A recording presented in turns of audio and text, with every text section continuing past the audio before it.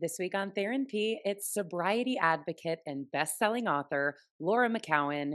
Laura is the author of the best-selling memoir We Are The Luckiest: The Surprising Magic of a Sober Life, and Push Off From Here: 9 Essential Truths to Get You Through Everything Else. She's also the founder of The Luckiest Club, a global sobriety support community. I inhaled both of her books as I started on my own sobriety journey a couple years ago and really started to solidify a couple months ago. Laura is vulnerable and raw, and I cannot wait to get into her story, her tips on achieving and maintaining sobriety. If you are looking at your own sobriety or know someone that is questioning their drinking, please consider sending them this episode, sharing it on social media, maybe even leaving Therapy a review on Apple Podcasts. And now, your weekly dose of Therapy with Laura McKowen. You have a hard out at 2, yes? I do. It's fine. No, it's fine. Yeah, I'll just get 2 of your books and everything I wrote down into 1 hour. exactly. I was only gonna read We Are The Luckiest only, and then you, like, teased at the end, Push Off From Here, and I was like, "Well," and then I, like, read that one even faster. I don't know how much you know about therapy, but it's me going through whatever I'm going through, like, therapy session with either a mental health professional, a coach, or someone I can learn from, and a lot of my episodes have been sobriety focused recently. So Okay, I great. wanted you to share your story, and then I have a lot of things that stood out. It's so funny. I just did another episode with somebody that had their PR person on, and I hadn't done anything with her in a while. And she got on, she was like, "Oh my God, Erin, you look incredible. Like you're glowing." And I was like, "I stopped drinking." Oh, Like yeah. it's such a like when It's you such get these a compliments, it's yes, such it's a like, move. why do you not do it earlier? Like, and I didn't want to say, I was like, "Oh, thanks so much. I sit in a window," but I want to be like, "No, I just stopped drinking alcohol, and that's why I look different to you." So I had to share It's that because true. that just happened. My sobriety journey has been very much inspired by both of your books and your journey. Mine started 2 years ago with a dry January where I was like getting the hits. Like we all know you get the hits and the guidance, like you should stop drinking. But it was like, no, it's fun. And honestly, my first book was called Squats and Margaritas. And it was about living a balanced lifestyle after 20 years of disordered eating, which I realize we have in common. Yeah. And so I really leaned in hard to that. And now, Laura, like I was like the Fox 5 lifestyle person. They would come to me, and every time I was on, it was either I was making margaritas or talking about how not to be hungover. And it's very Yeah. cringy now to look at, but it Yeah. served a purpose and it got me out of my body image stuff. But then I evolved. So it's been a 2-year process that I very heavily leaned in on 2 months ago and like the start of this year in January.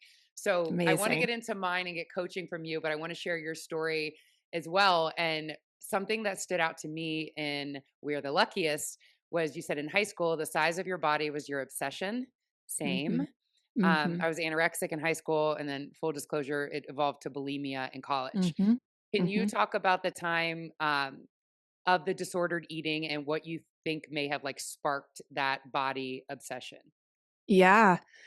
Yes, I've actually just been recently writing about this in my for my the current book I'm writing in a lot more detail and sort of revisiting everything that came before that because I, like most people, think it was about just being smaller, like and it is.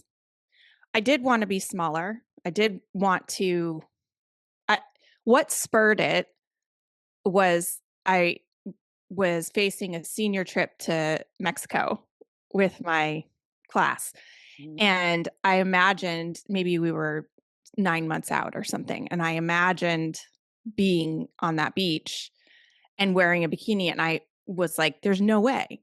I can't do it. I will be I can't like this," you know? Mhm. And so my girlfriends at the time, I mean, this was the '90s, like, it was a Uh-huh. terrible time for food and it always is, but it And Laura, there seems wasn't social media. Can you imagine that? Could you no, imagine if we had social media when we were struggling without it? Sorry. no, Go I ahead. can't. I feel for I mean, I have a 17-year-old daughter, and I Yes. think about it all the time. I we were talking about we were all athletes and it's not that like, I guess somehow I stayed generally okay until maybe my senior year. I was a late bloomer. I was like not feel I didn't come into like any sense of sexuality really. I mean, I like wanted to be liked, but I didn't feel like I was a sexual being. And I just sort of stayed unaware of my body somehow. I think it was because I played sports and I was like popular and I was fine. It was fine. Mhm. And then all of a sudden it wasn't fine. And I am answering your question, but basically we started talking about ways to lose weight, and someone was trying this and someone was trying that, and someone mentioned like this cabbage soup diet, and I was like, "Oh, I'll try that." Worst ever, but it worked. And what I learned in that like 10 days that I did that was, oh, I can just not eat. I can just decide to not eat. And I had this sudden control that I needed so desperately, right? I needed that Yes. control, and it was a time in my life where I mean, there was so much leading up to that we don't have enough time for, but essentially, I had a lot of changes happen to me with my parents, not just their divorce, that was like the least of it, but subsequent marriages, divorces, a dad who was very difficult, no way to process those things or examples of how to process those things. Again, it was the 90s and a lot of shame. Like I Yes. was just ashamed all the time. I just finished sort of writing through my childhood and I'm like, God, that was like my first feeling that I remember Mm. for no reason. And so by the time, I'm leaving for school, for college, my mom and her husband at the time, my third stepdad, they were getting a divorce and I knew it. I was anxious about all the things you're anxious about when you're 17, 18. I liked boys. I didn't know what to do about that. I was uncomfortable in my body. And what a better way to find some control over an uncontrollable world than to just control your body? 100%. And then do you think alcohol, like finding that, did that start in high school to kind of like numb out from all the stuff you just mentioned dealing with? Totally. And those two things interplay so Uh-huh. interestingly because, like, initially the alcohol was a problem because gave it let me eat and have an appetite, and I, like, didn't like that. But then it was also a help because I was so numb because I n was hungry. When you're that hungry all the time, you can't feel anything, which is Yes. the point. Yes. God. I And it sucks to not feel anything, and, like, alcohol sort of gave me a escape hatch from the constant calculations and the constant monitoring and all of that. So it's this the 2 interplay really interestingly, and eventually, like, though I carried those 2 things, the disordered eating and the drinking, for a long time, and yeah. eventually, like, the drinking eclipsed the eating because I wasn't Yes. it made me not hungry. I got to the point with my drinking where I was not eating very much, like, I was at a very acute stage of addiction, so Okay. it's wild. I was gonna ask you if you think we trade one almost like addiction or obsession for another. Like For it's sure. kind of like I had Ginger Z from Good Morning America on my show, and she went as far as saying that alcohol helped her heal from her eating disorder. And I felt that because Mhm. my anorexia was so bad. I wouldn't eat carrots for a time in high school because it was a starchy carbohydrate. Like I was jotting down on note cards every little calorie I ate, and then I would go down on my parents' elliptical machine, and I was obsessive and a mess. But for some reason, it was like once I healed, and I mean, I guess it'll always have the noise, but I had healed. I wasn't abusing my body anymore with the bulimia or the anorexia, and I was finally just like honoring my hunger cues. That's when I wrote my first book, Squats and Margaritas, was finding that balance where you're not restricting or depriving or obsessing. It's having that daily indulgence and working out a few days a week. And I do still like credit that for changing the way I looked at things. Like it did help me heal. When she said heal, I was like, it sounds so ridiculous that alcohol could help Mm, you, but I no. allowed myself to have a cocktail and then I kind of just dropped all the cortisol and the stress because I allowed it. So me looking at it now, and I just did a episode, I can't believe she let me on, but this, the sober mom life.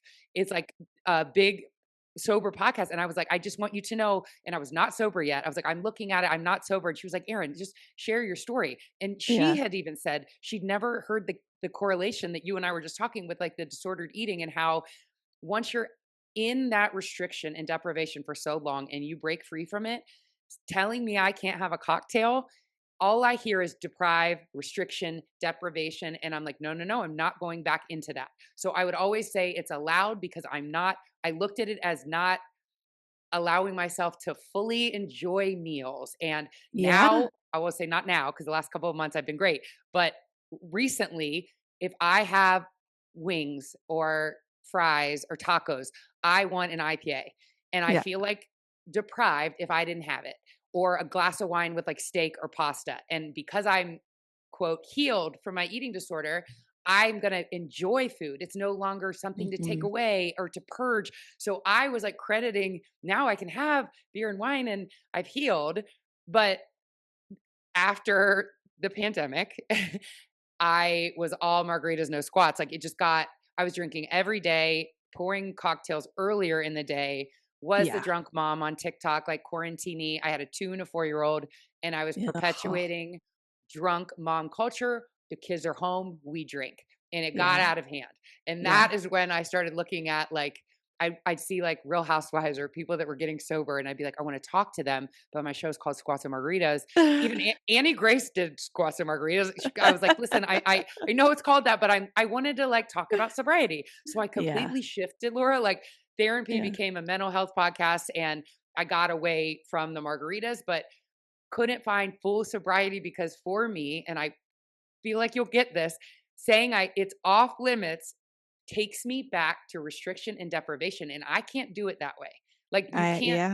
because I've done so much work, and I know we shouldn't look at it as like this enticing thing that's like up on a pedestal. And why can't you drink normally? Like you say, like everybody else, and they get to drink. And you, what do you say? Like you lost the Yeah. um the The, privilege to the drink. privilege to drink or the I yeah. struggled that with that. Like Yeah, I should of be course able you to did. have this now because I have healed. So that has been a huge Yeah, like roadblock for me. Looking at it as now I can't enjoy looking at I it's ridiculous. I can't enjoy a meal if I don't have a glass of wine or a beer. But that was something that tripped me up for like years.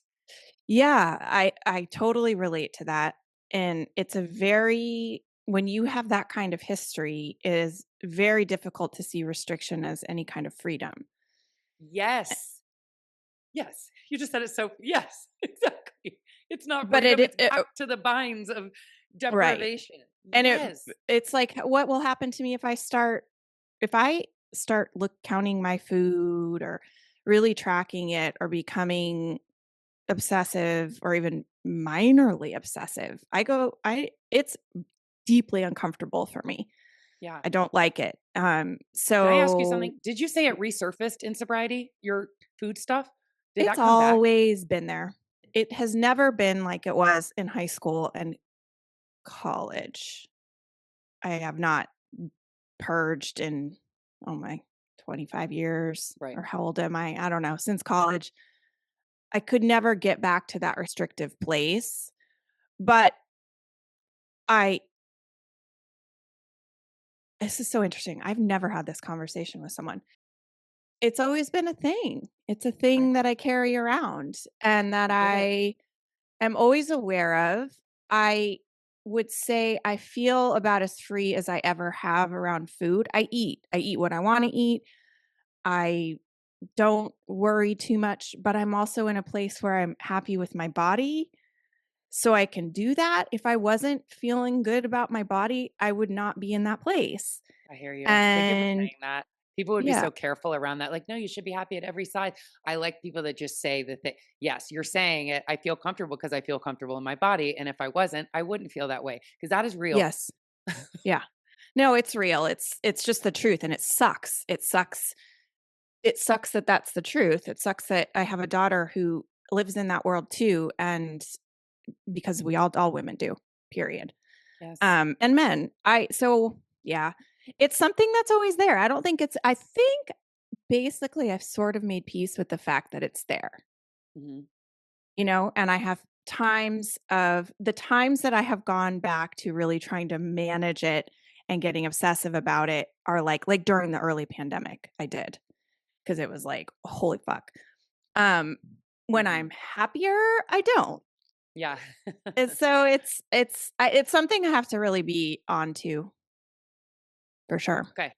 I had to go there with you because Yeah, she's the only other person that's brought it up, and she was like, "No, alcohol helped me heal from my eating disorder." And it, like, sounded jarring, but I was like, "I feel that."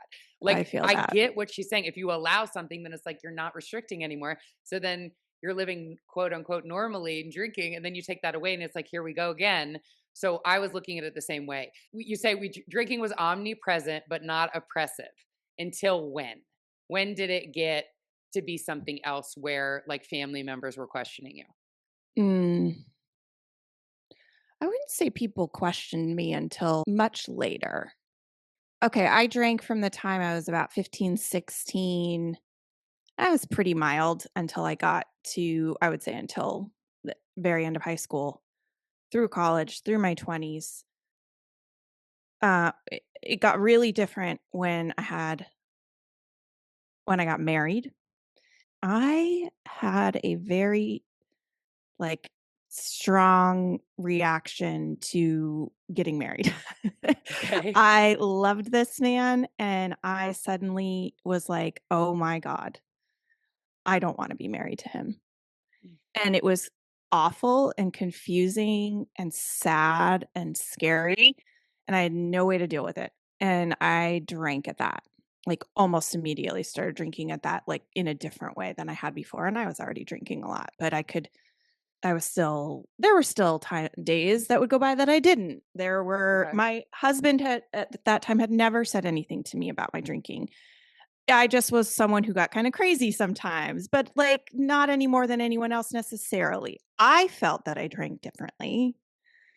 I felt I could see that, but you also see it and you don't. It's this very slippery thing. I saw it and then I didn't see it, um and then those couple years before we had my daughter, my drinking got real bad, and then when I had our daughter, it got really bad really quick. And Mhm. that's when he started to say things to me. I was cheating on him right away. I was lying. I was just a mess. And Yeah. he knew it was like the drinking. And I had changed. I hadn't changed, but he saw what it was doing to me and he saw it as like a root of a problem. And he wasn't wrong. And then around then, so this is when I was like early 30s.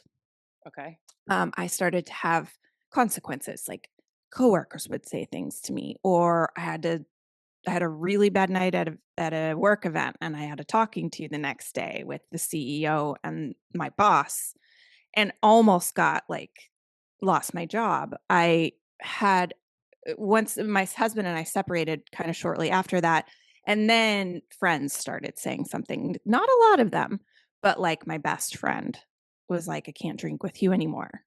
And Mm. we, meaning collective friends, are scared.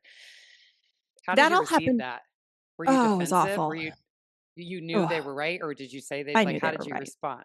Okay. I knew they were right. I'm the kind of person who, um, if you tell me that I am doing something wrong or bad, I'm gonna believe you. Like, I'm kinda I like that too. knew. Okay. Yeah, I'm not like, "Fuck you!" Like, Yeah. Like, "Oh, really? I I'm sorry. Okay." yeah, like, "Really? You're Yeah. right, I'm a terrible person. What can I do? I'm Yes. gonna die." Yeah, I'm less like that now, but I knew. It was true. It was really bad. I was gonna ask, is there anything or a way they could have said it? Somebody could have said something to you when it was at its peak, you're drinking, Mhm. that it would have landed. And I'm asking in the lens that there are people in my life Yeah. that I know it's going to ruin our friendship, that I'm to the point where feel like I should say something, but I know it's going to not be received well. What is there a way that you can say it that you feel like you would have heard somebody and got help earlier? I mean, the way that my best friend said it wasn't shitty. Um, I knew she loved me, and it came across as a text. We had been out the night before, and she wasn't gonna see me for who knows when she needed to say something. We had been out the night before, it was a bad night.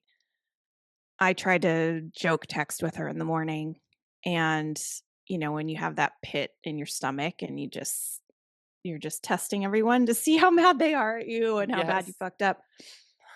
And she said, like, "My back was up already when you came over. I had, like, brought a bottle of vodka and I had already been, like, drinking," and she's like, "And it's getting really bad, and, we are worried, and people are talking to me about it because she's the one closest to me, and I am having a hard time answering or, defending you or something like that. And, um, it's probably time to, like, address this. And in the meantime, I'm not going to drink around you."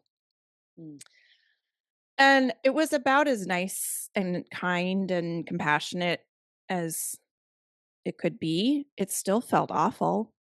sure. There's no way that I don't think there's any way that anyone can say something to someone in that place where you know that your drinking is a problem. You're terrified.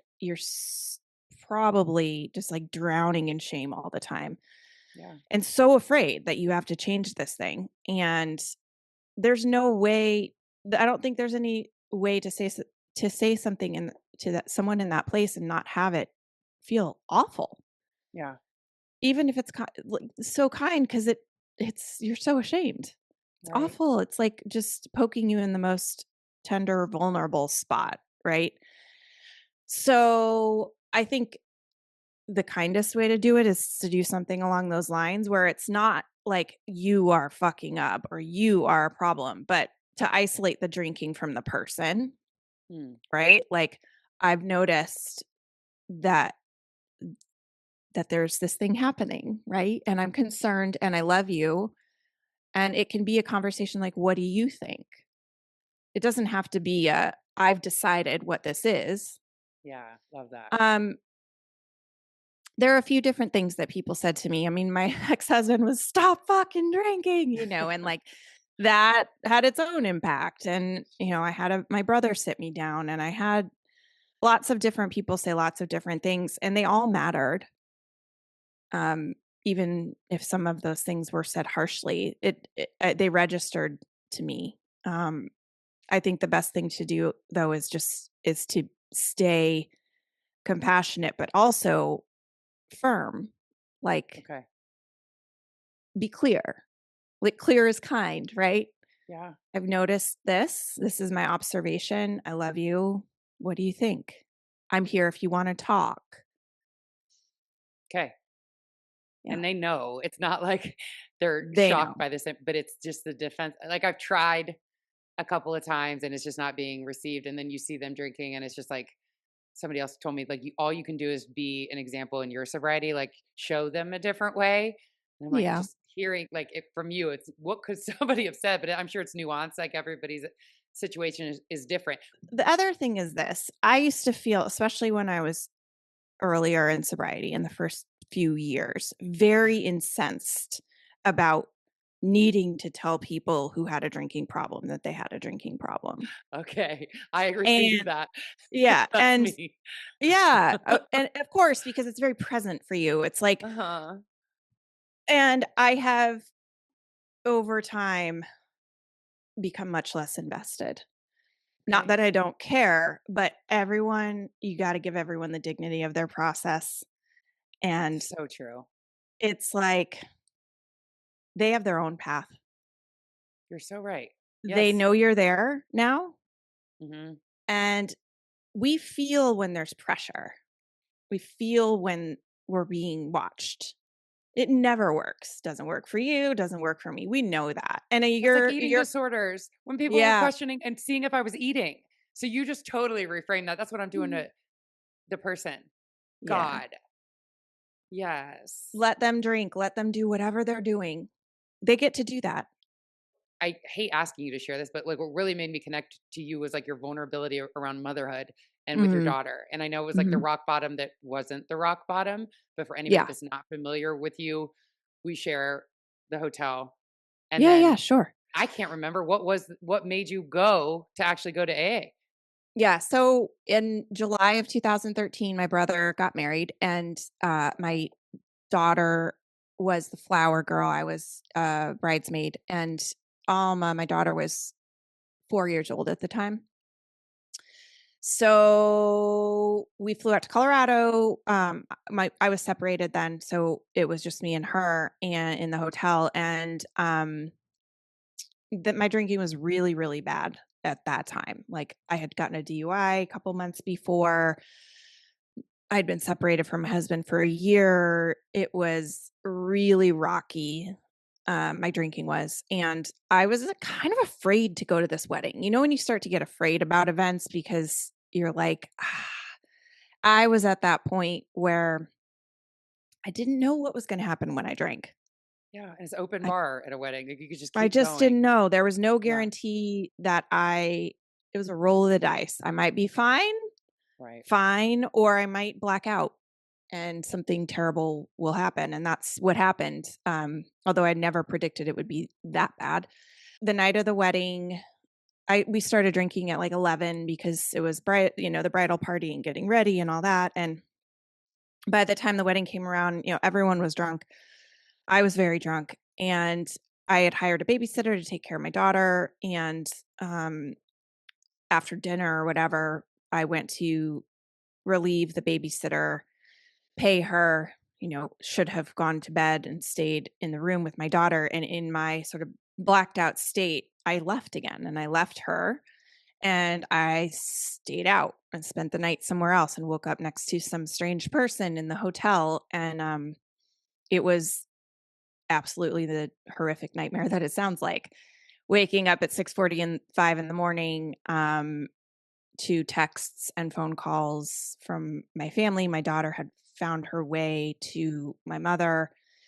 Yeah, it proceeded to be the absolute worst, most horrific day of my life. And because it was public, meaning like my family knew, most of my mistakes had still been behind the scenes. Hmm. This one wasn't. It involved my daughter, and I never thought I would put her in danger, even though I I had done so many things. I just never thought that anything like that could happen. And I told I knew like two sober people in the world at that time. One was my old college roommate, and I texted her that day and told her what happened. And we had been she got sober. She had been sober for like 5 years then, I want to say.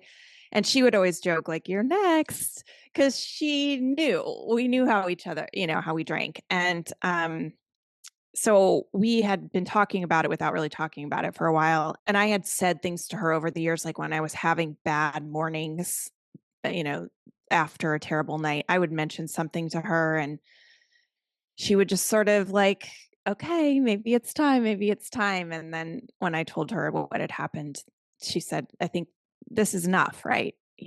This is enough. Like you're going to go to a meeting. And I promised her that I would. I think it took me a week I was so sick and so unwell. Sure. But it took me a week but I finally worked up the courage and walked into a AA meeting in Boston on my lunch break and that got me started. It wasn't yeah, like you said, it wasn't I did drink again. It took me about a year to finally get sobriety, but that was the start. I spent a lot of time sober in that year, and it was what I never went back to the way it was before. Like I never could I you can't know. That's You where I'm know at. too much. Yeah, Yes. like, I never once something like that happens, ugh, um, there was Since no you going share back. yours, I'll share There was mine. sure. I was hungover and throwing up on the side of the road in front of my kids. It was an open bar Mhm, again with I didn't grow up in poverty, Laura, but I have a hard time if it's like bottomless mimosas or open bar or first class and they give you champagne, like it's free. Then you mhm, take it. Like mhm. that's when I am go down. And I did stay in a hotel that night. We didn't drive. I was with my husband and my his parents had my kids, but I don't know. I had like 8 margaritas. It was on brand. It was on brand when I was still squats and margaritas. When I woke up that morning, I mean, it was so awful. We had to go pick the kids up and drive. We were in Alabama. We had to drive back to Georgia, and my Mm, husband had to pull over like 4 times. And I'm throwing up on the side of the road. Like he kept saying, "Mommy gets car sick," and my kids will always think mommy gets car sick. But I was like, they are watching me. I'm throwing up in front of my kids because of alcohol. And that yeah. moment, I kept the hotel key from where we stayed.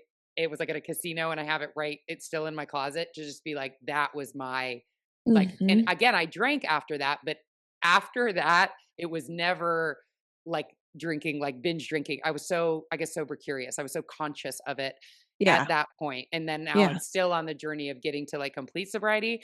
And I will say what I still say to myself every week. I say I can have a drink once a week if it's worth it. And for some reason, that has let me yeah, keep going. And then I'm like, oh, it really wasn't worth it this week. But it with my deprivation restriction mindset, not yeah. being like you can't have it, but like, yeah, if I go to a brunch and it's a spicy Bloody Mary, I can have it. For some reason, that has kept me. But then I didn't go to a brunch. And then it was like another week I crossed off, and that's got Yes. like propelled me forward. It wasn't as daunting as you can't drink. And you say That's so that same thing. funny. Yeah, It's I helping. that works for some people. I it didn't maybe it has to do with that restriction forever mindset. I Because don't you know. couldn't do For one. If you had the one, it would keep going. Is that why it wouldn't work for you? Like if you had the one Bloody oh, Mary. never. There's no chance. See, No, it's I more can moderate. yeah. Well, you can, but it's hellish, right? The bandwidth of am I gonna drink today? 100%. Yeah.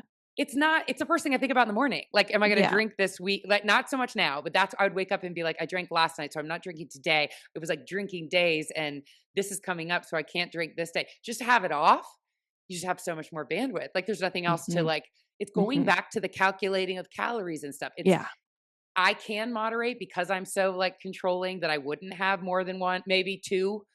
Like if I was out at a football game and it's like 3 hour game, maybe have a couple beers, but I would the shame. I'd be like, why did I have beers? I had 7 days in a row and I fucked up the days. And I would hold myself to like the days. And now I have to start over. But then I looked at it as I had a couple drinks on 2 days of like a 2 month stretch.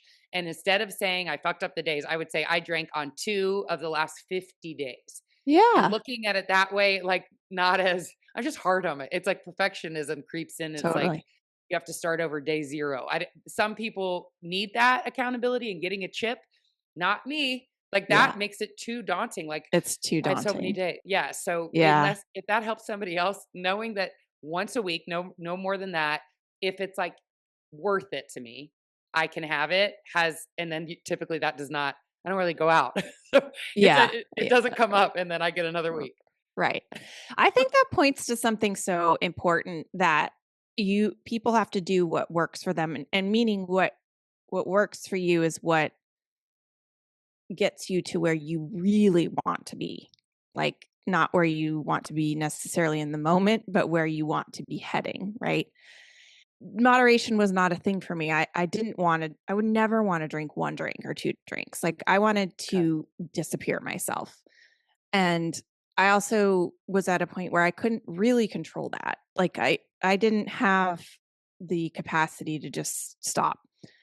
So, having 1 to 2 drinks a week, I don't even want that. That's Okay. not I I don't want to want get that. there. I want to get to that point where No, it's not I'm even saying I something I don't want. like, that sounds terrible to me. Why? Like, so not fun. I don't want to have a drink or 2 drinks. Like, I want to have 15 drinks. That makes me feel like I wasn't drinking to numb. because I can't relate to that. Oh, you're I still was drinking numbing. for enjoyment. Like, I don't Sure, want but you don't but it that doesn't mean that you don't qualify for 100%. Right. like, you can anyone can decide that alcohol doesn't work anymore for any reason. Totally. You don't have to be Yes. like me, where it's you are, like, gonna lose your daughter and or you're probably gonna die. Look, there's this capacity that you know you're gonna get back. Yes. You know you're gonna feel better. You know you're gonna be better with work. You know you're gonna be better with kids. You know you're gonna be better mom, friend, sister. You know you're Sleep, gonna have better sleep. You skin. know There's skin. so many You're gonna things. look better. You know there's things you know, but do you understand there's so many things you don't know Ooh, that you are gonna get? say more words. You That's what. don't have any idea what is going to come because you have never seen that part of your potential. You have never ever seen that. Yes. That's the math that I wish people understood.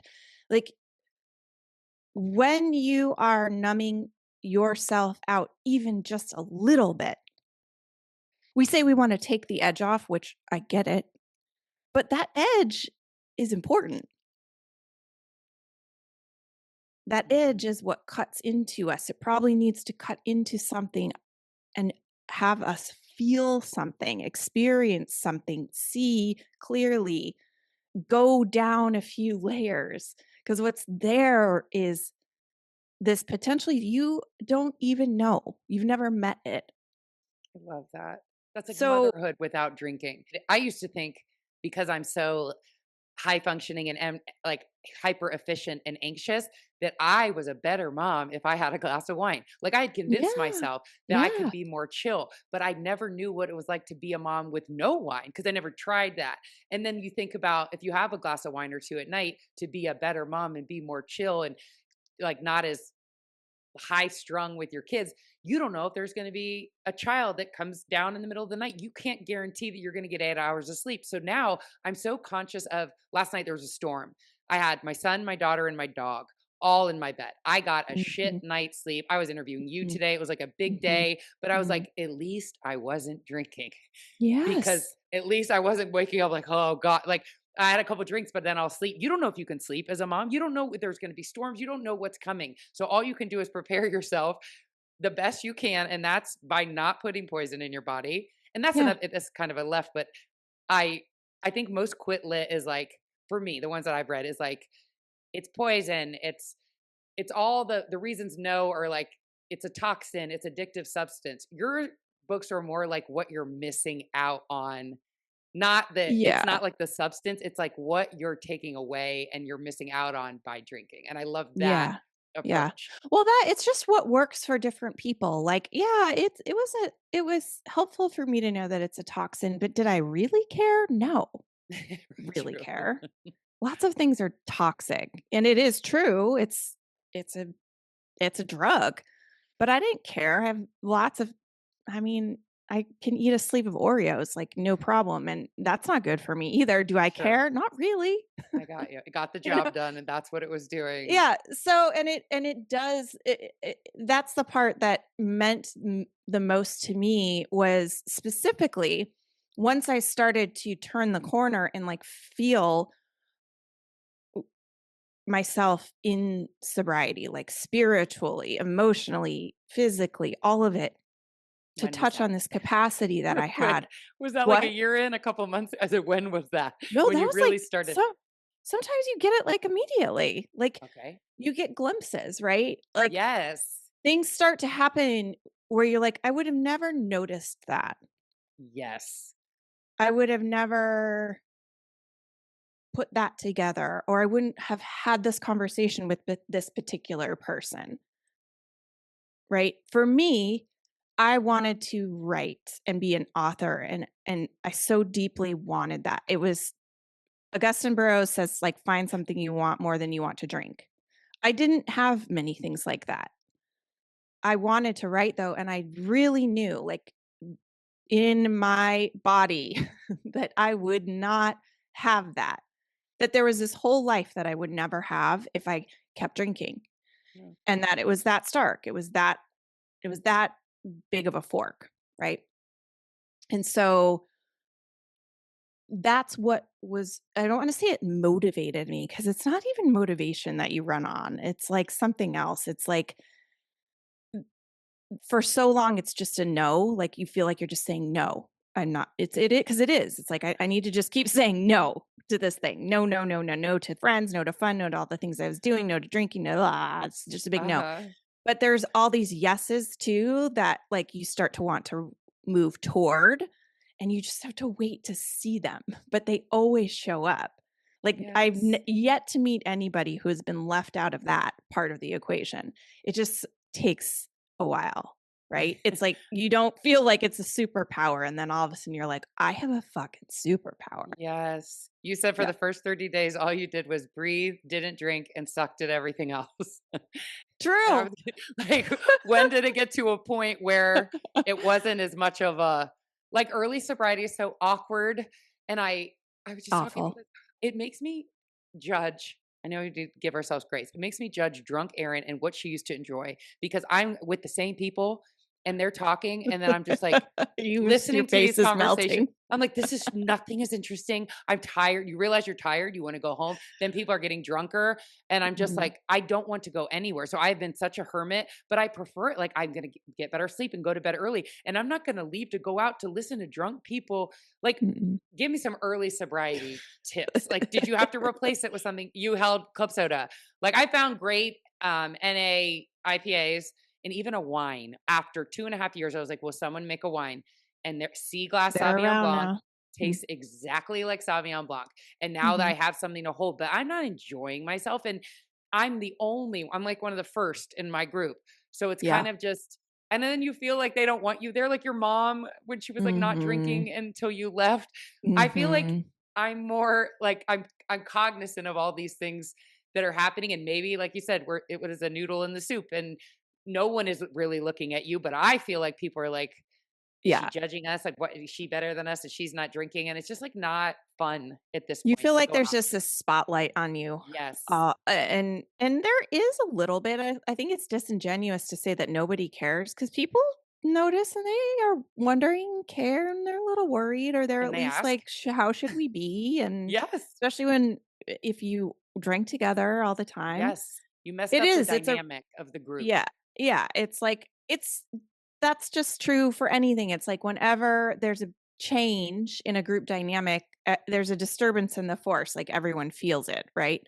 Yes. So it's true. That's true. And it's people are not thinking about it us as much as we think they are, right? That I know to be true as well. I think early sobriety is everything all the time. It's like it is uncomfortable. You are tired. Your brain like someone said to me like you're sort of recovering from brain damage. Like you are. Like you're damaging your brain for 20 years. Yeah.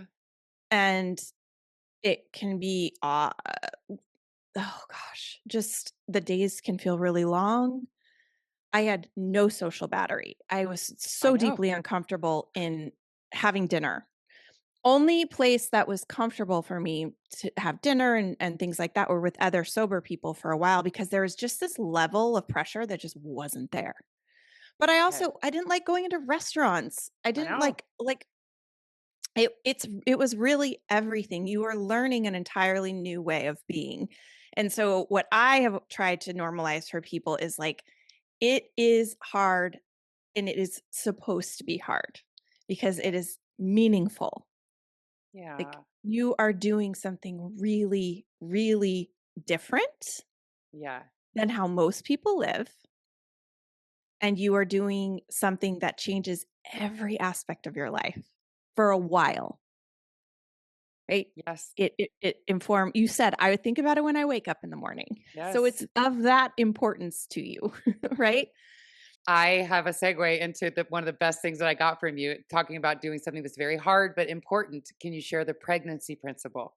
So the pregnancy principle came about because I felt like I wanted to do sobriety in the background.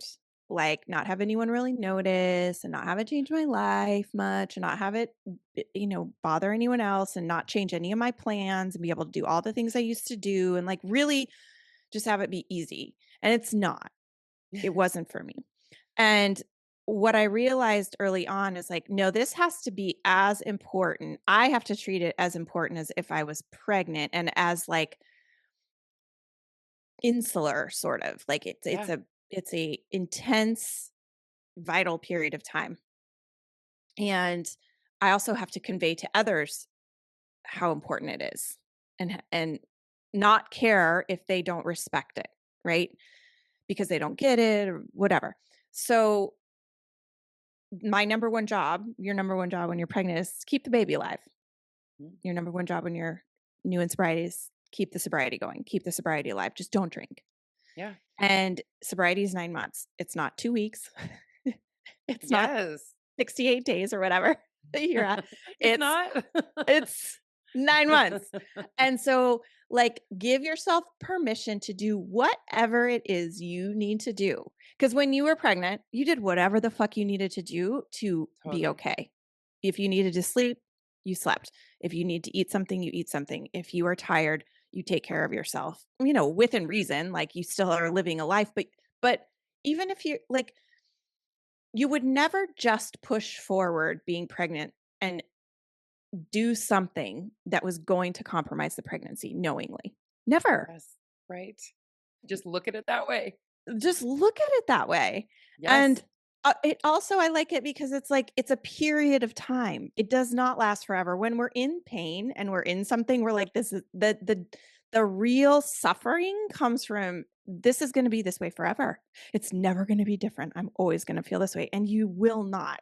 I can say at almost 12 years sober, I don't think about drinking ever, Ah, ever.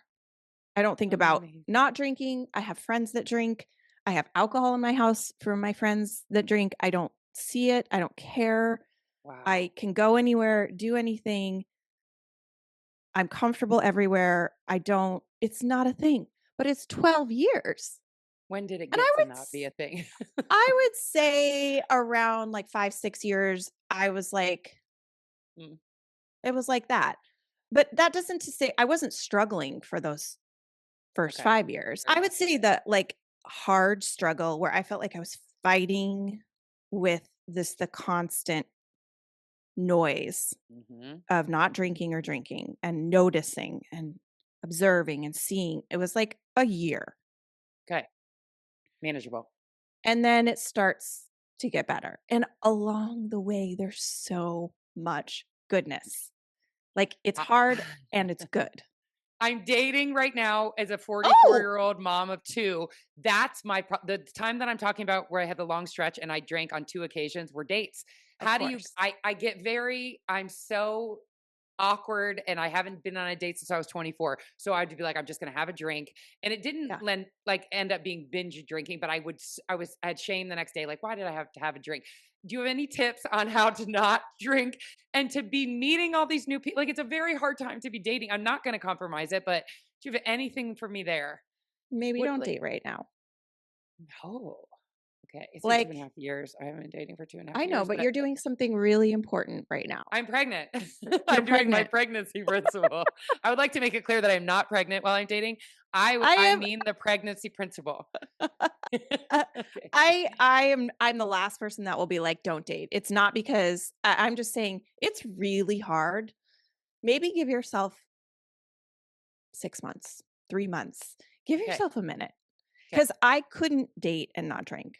I couldn't. Thank you for It saying was God, t you're so relatable. Thank you for saying these things. No, it Because I'm like, sucks. people are like, just don't drink. And I'm like, well, I'm so in my head because I haven't been on a date in so long. I just want to have like a glass of wine. But Yeah. you're like, I couldn't do it. Makes me feel seen. Well, let's have a Exactly. part 2 of this conversation. Please. Yeah, Okay. You're because coming I back. have so much more to say. And I have so much more for you. Let's just say for someone listening now that if they're not familiar with your Instagram or either of your books, like shout those out, where to go, your website, all the things. My website's my name, lauramckowen.com. I write a Substack. That's where all my writing is, like my timely sort of writing, and my books are wherever books are sold. Okay. Both your books had a profound impact on me. And I wanted to end this by saying number 8. Yeah. But people are You're gonna be like, loved. "What?" Because we didn't get to that because I have 9 more things. So that's not gonna work. For someone that is listening and is questioning whether they should make a change around alcohol, what would you Mhm. tell that woman to consider? Well, you can decide not to drink for any reason, like we said. You don't have to say it doesn't mean you don't have to qualify as having a problem. Right. Like, you can not drink alcohol because you don't like what it does.